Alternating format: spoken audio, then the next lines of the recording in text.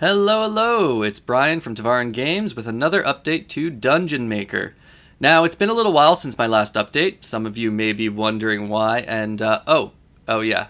Um, so I'm a little addicted to FromSoft games, and with the release of Elden Ring for the last month, anytime I sat down in my free time to work on Dungeon Maker, my brain just thought, you could be playing Elden Ring instead. And that's what I did. Now, I did manage to make some time and work on Dungeon Maker a bit, so I do have some updates finally.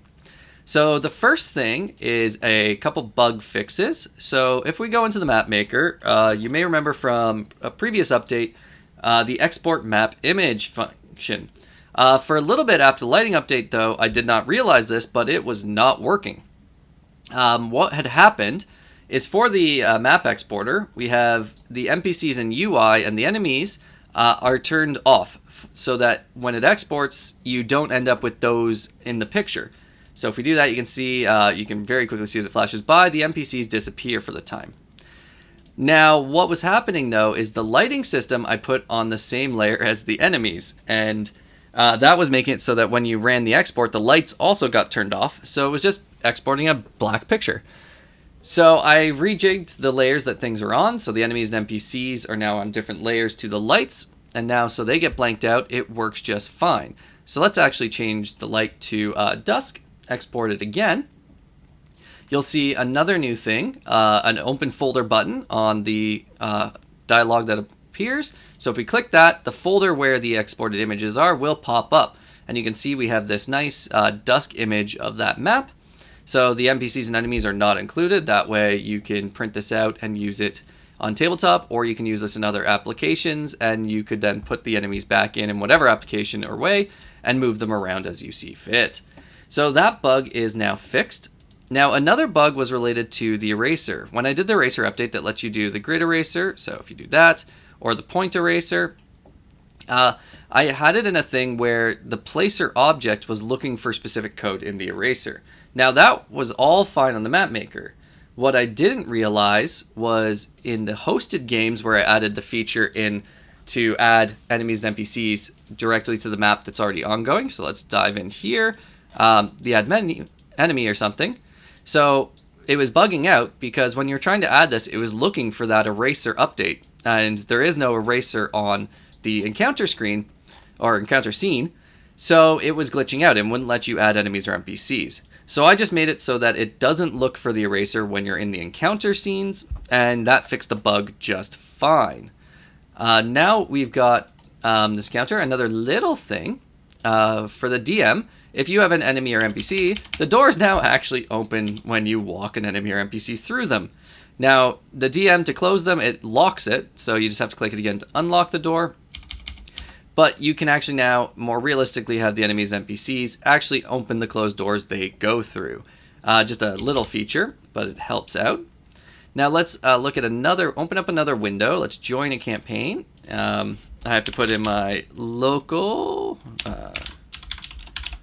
to join in a game, and we are added in. Now the player, the portraits are all going to load. The player can walk around. But the reason I want the player in, let's go back to the Dungeon Master and start the encounter to get the battle tracker going. Select a few enemies. Let's say these, let's not include them. Let's do these 3 enemies. It'll add that and it will do the battle tracker. Now, if we look at the player, nothing pops up. It just looks the way it did before. But if we hit highlight next for the DM and go back to the player, you can see this new little movement box pops up. So that little movement tracker will tell the player how far they moved. Now the player can keep moving as long as they want. You can have the thing, if they use an action to sprint, or a spell that temporarily increases their movement range. This though just gives you a little color indicator to let them know, okay, this is how far you've moved, and oh, now you've moved too far. And so that's a quick little visual indicator so players don't really have to count squares. Now it doesn't do anything around walls. If players take turns, go around a wall and come back, it makes it look like they went a short distance. But for the most part, it's a little simple tool that helps them out. And then if we go back and highlight next, the movement tracker disappears on the player. So it's only active when it's that player's turn when the DM highlights them. So another fun little thing I added into the game is spell duration effects. So I just temporarily put it on a fireball spell. So if we edit here, you can see there's now in the area ranged. It's only for area range spells. You can add in this duration. Now, if it's a single use, like Fireball is supposed to be, we can save that with duration 0. It'll just be a normal Fireball, cast it, and boom, we have some enemies die. However, if the duration is higher, it becomes a duration spell. So if we pop that on the map, it then stays there. Now, it doesn't do anything right away, since duration spells typically take effect when an enemy or player begins their turn or walks into the area. So we have all these enemies now sitting in this spell. And the spell will be a different color based on the damage type. So we go here. Let's highlight until we get to this Orog's turn. When we go to him, boom, we have the spell effect applies. I made Fireball lightning damage. That's kind of funny. But yeah, so the spell will apply. And you just saw another new little feature. So the encounter here, the encounter tracker, when an enemy dies that's part of the tracker, they will automatically be removed from the tracker. So you don't have to worry about that. It's especially nice in a really big battle when you've got a whole bunch of enemies. You've got 10 or so enemies. It'll start removing them as they die to make this a little bit easier to deal with. Now, another feature, though, for the battle tracker. Let's click on this guy, and a new little button pops up, Add to Encounter. So if you introduce in new enemies, or enemies become alerted to the battle from somewhere else, you can click this button, and they will be added to the end of the battle tracker. And so you can keep track of where they are in order, and same with NPCs. So you bring in an NPC, you can add them in, and there they are on the tracker. Now let's go back to our player, since we explained that a little bit. With the duration spells, the player gets a couple options here. Now, if they cast another duration spell, let's say we cast this again, this lightning fireball, and move it over here, you end up with a new spell. So if you have multiple duration spells, you can only have one active, one that you can be concentrating on. Now the player has a couple options. So you've got the move spell option, and you can freely move it. Now it's not actually doing an effect as it moves. Instead, you click where you want it to end up. So let's say you move the spell into ram these guys. So you come in, move it to ram, and you do it. It will then hit everyone it rams into. So in this case, all 3 of those enemies got hit. The other option you have, of course, is to end the spell, and then that goes away. It's no longer on the battlefield. If the player leaves the game, the spell will be removed from the game. So that way the DM doesn't have to worry if a player loses connection and the spell being permanently stuck there. So you can see, though, the spell does sync. Everyone can see it if we go on the DM screen.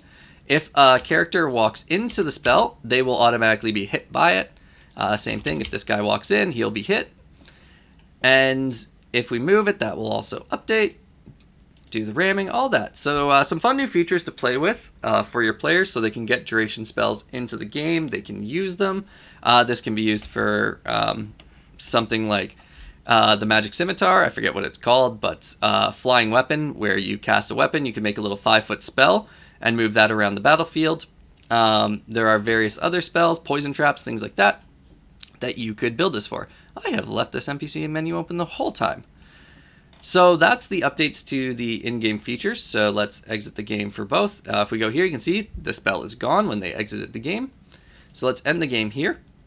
Now, the other smaller bit of the update I have is just some new wall and floor options. So again, let's just go back into a map. If we go to the walls, I just added in a couple new colors of bricks. So we have this black brick you can add if you want really dark walls, if you're doing like Barad-dûr, trying to make Mordor and that. These red walls may be appropriate for like a hellscape. And then white walls, which could be theoretically like marble. And so we have the new walls and the floors to match those. And those have been added into the random town generator. So if we go in, you can see you've got the new colors of brick are all there. And the new colors of floor are in the list. And same thing, if we cancel that, in the random map generator. So let's actually just randomly generate a red brick with white floor map. And there we go. You can do that up. It looks kind of Christmassy. So yeah, those are the updates I have for now.